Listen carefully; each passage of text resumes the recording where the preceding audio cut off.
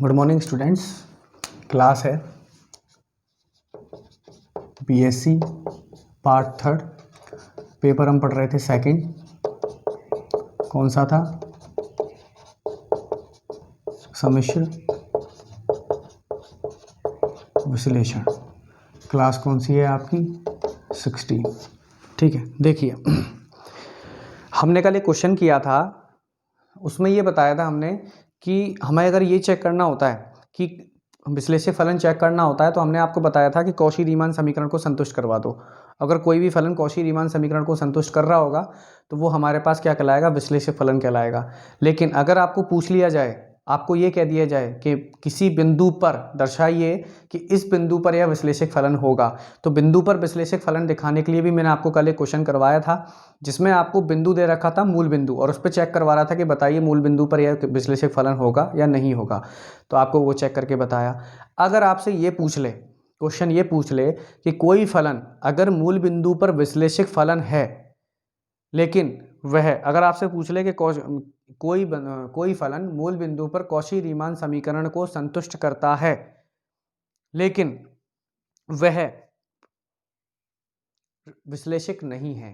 दोबारा रिपीट कर रहा हूं, अगर आपसे ये पूछ ले वो कि कोई फलन दे दे f(x) और आपको बोल दिया कि इस बिंदु पर यह फलन कौशी रीमान समीकरण को संतुष्ट करता है पर लेकिन यह विश्लेषक नहीं है, तो उसको कैसे चेक करते हैं? जैसे लास्ट क्वेश्चन ही ले लेता हूं मैं, f(x) बराबर root mod x dot y. यह आपको लास्ट में क्वेश्चन करवाया था मैंने।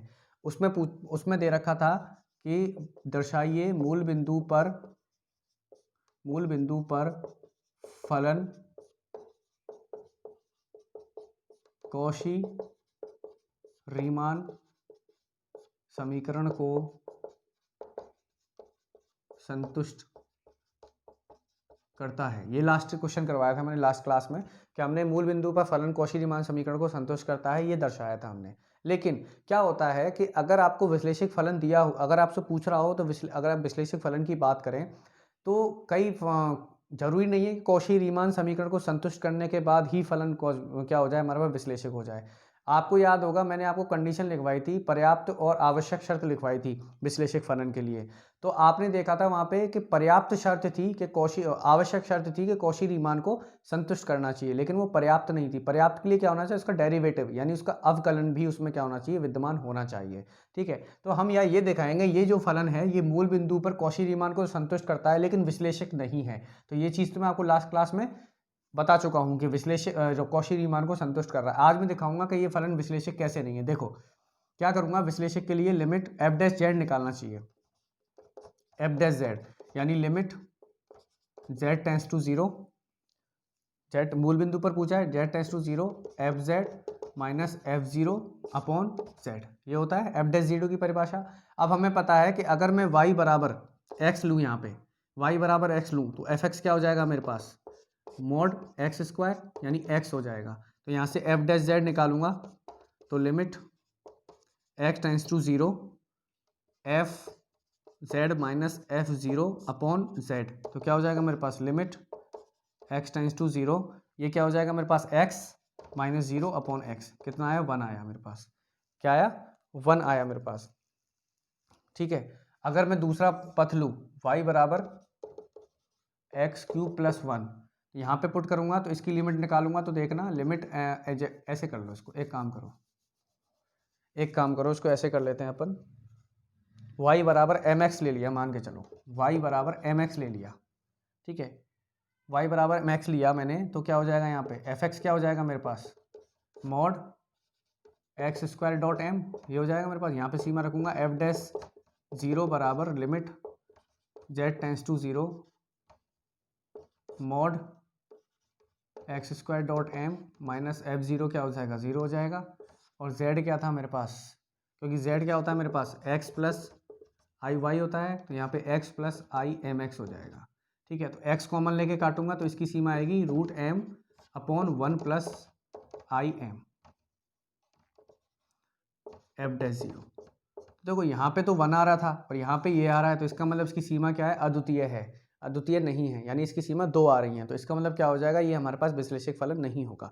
एक एग्जांपल और करवाता हूँ, उससे समझ में आएगा। इस एग्जांपल में थोड़ा सा क्या है, कंफ्यूजन हो गया होगा। एक एग्जांपल ढंग से करवा देता हूँ। लास्ट क्वेश्चन था, लास्ट करवाया था क्लास में ये वाला क्वेश्चन, नेक्स्ट करवा देता हूँ कैसे करते हैं। देखो प्रॉपर तरीके से करवाऊंगा, तो जल्दी जल्दी बताना पड़ा। देखो क्वेश्चन आपको दे रखा है, प्रदर्शित क्वेश्चन लिख रहा हूँ प्रॉपर। प्रदर्शित कीजिए कि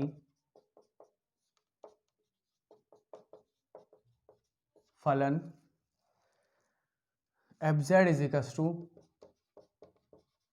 यू प्लस आई वी, जहाँ f z is equals to x cube 1 plus i minus y cube 1 minus i, ये क्यूब है, 1 minus i upon x square plus y square, जबकि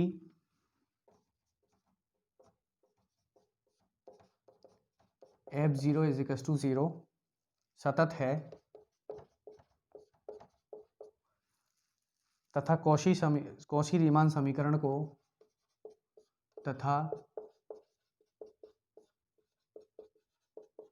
कौशी रीमान समीकरण को संतुष्ट करता है, यद्यपि यहाँ एफ डैश जीरो विद्यमान नहीं है।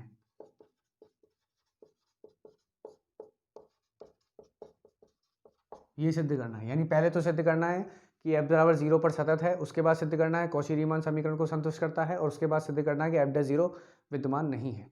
तो देखो एफ जेड 0 की बात करें तो हमें पता है कि बहुपद फलन है सारे, तो ये क्या होगा, सतत होगा। इस चीज़ को मैं प्रदर्शित नहीं कर रहा हूँ, मैं दिखा रहा हूँ कौशी रीमान समीकरण को कैसे करेंगे। हमें पता है कौशी रीमान क्या होती है, del u upon del x बराबर del v upon del y, और del u upon del y is equal to minus del v upon del x, ये होती है। तो मैंने बताया था अगर किसी बिंदु पर कौशी रीमान को संतुष्ट करना हो तो कैसे करते हैं, del u upon del x कैसे निकालेंगे, limit x tends to 0 u x comma 0 minus u 0 comma 0 upon x, ऐसे निकालते हैं। ठीक है, तो यहाँ से क्या आ जाएगा, लिमिट एक्स टेंस टू 0। अब देखो ये फलन दे रखा है हमें, ये वाला यू एक्स क्या दे रखा है यहाँ पे, तो एक काम करो पहले यू एक्स वाई और वी एक्स वाई निकाल लो, कन्फ्यूज़न नहीं होगा।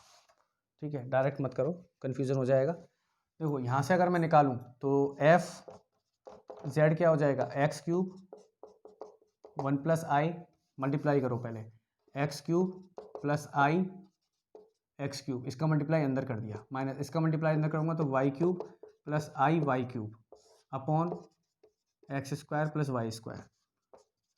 एफ जेड क्या हो जाएगा यहाँ से, देखो x cube minus y cube, i वाली संख्या नहीं ली, बाकी सब ले ली, और यहाँ पे क्या हो जाएगा, आई कॉमन लूँगा इसमें से और इसमें से, तो क्या हो जाएगा y cube plus x cube, और नीचे क्या चल रहा है, x square plus y square.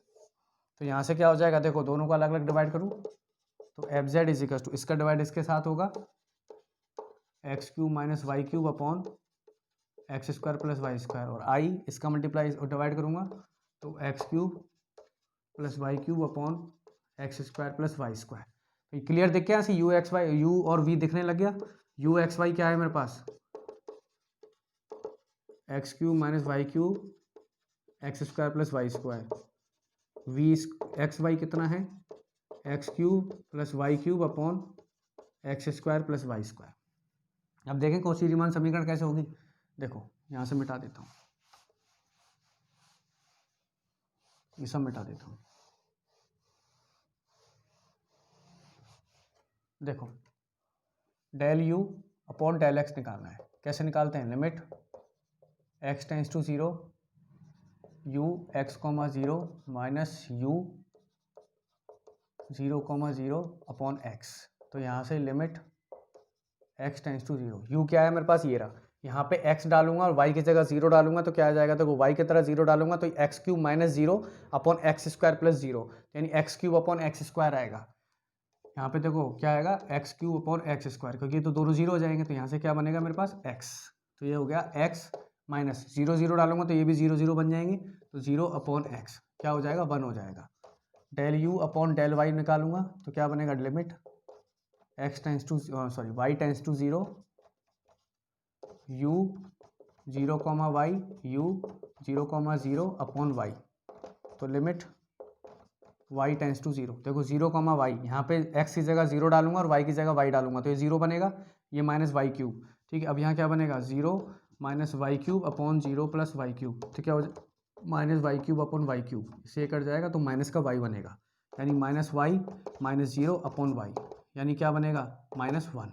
ठीक है, अब del v upon del x निकालूंगा, तो क्या आएगा limit x tends to 0 v x comma 0 v 0 comma 0 upon x, यानी लिमिट x टेंस टू 0। अब देखो यहाँ पे v में ये v रहा मेरे पास, यहाँ पे v में क्या कर लूँगा x कॉमा 0, यानी यहाँ पे x और यहाँ पे 0, y की जगह 0 पुट करूँगा तो क्या आएगा x cube plus 0 upon x square plus 0, यानी x cube upon x square. तो क्या हो जाएगा मेरे पास x बचेगा, तो क्या आ गया x अपॉन x, कितना हो जाएगा 1। अब क्या निकालूंगा मैं del v upon del y, क्या होगा limit y tends to 0 v 0 comma y v 0 comma 0 upon y, limit y tends to 0। तो देखो अब यहाँ पे क्या डालूंगा x की जगह 0 डालूंगा और y की जगह y रहेगा, तो क्या हो जाएगा 0 plus y cube upon 0 plus y square, तो ये y बनेगा, यहाँ से y माइनस 0 अपॉन वाई, तो यहाँ 1 आ जाएगा। अब देखो del u upon del x, condition क्या होती है, कंडीशन क्या होती है del u upon del x बराबर del v upon del y होना चाहिए। Del u upon del x कितना है मेरे पास 1, और del v upon del y कितना है 1, यानी ये बराबर है। दूसरा क्या होना चाहिए del u upon del y is equal to minus del v upon del x। तो देखो del u upon del y कितना है मेरे पास -1, और del v upon del x कितना है 1, और माइनस आगे लगा है, यानी ये दोनों कंडीशन सेटिस्फाई हो गई। इसका मतलब क्या हुआ, यह फलन कौशी-रीमान समीकरण को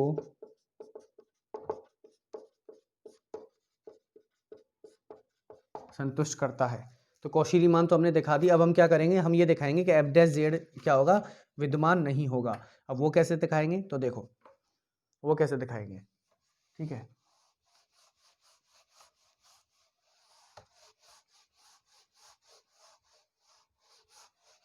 वो कैसे दिखाएंगे, देखो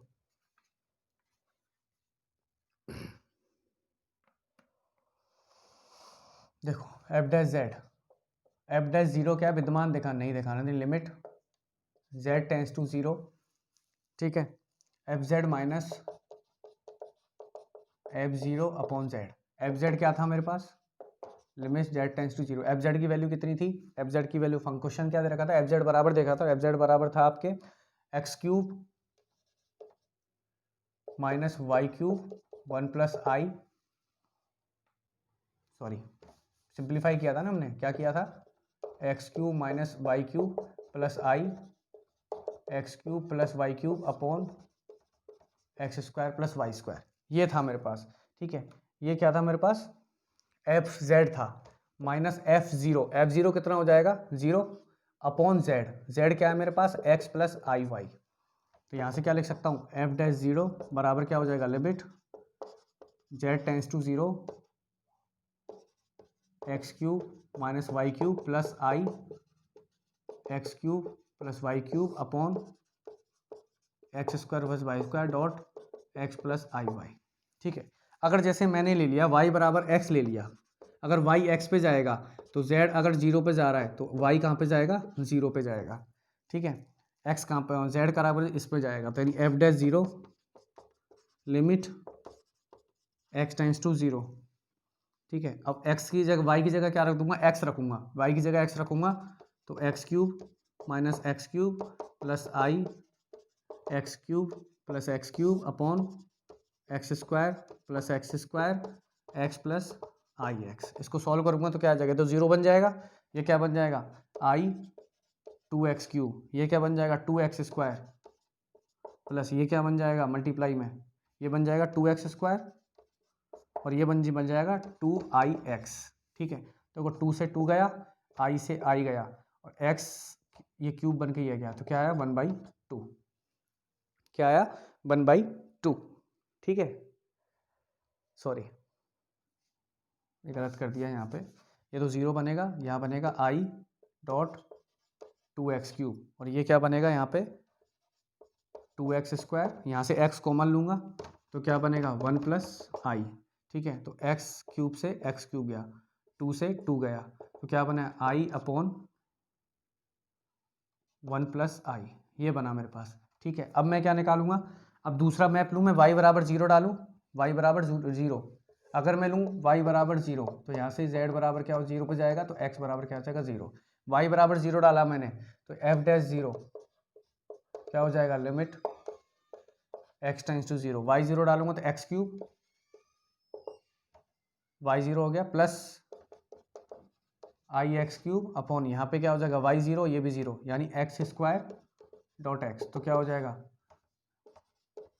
x³ 1 + i अपॉन x³। एक सेकेंड,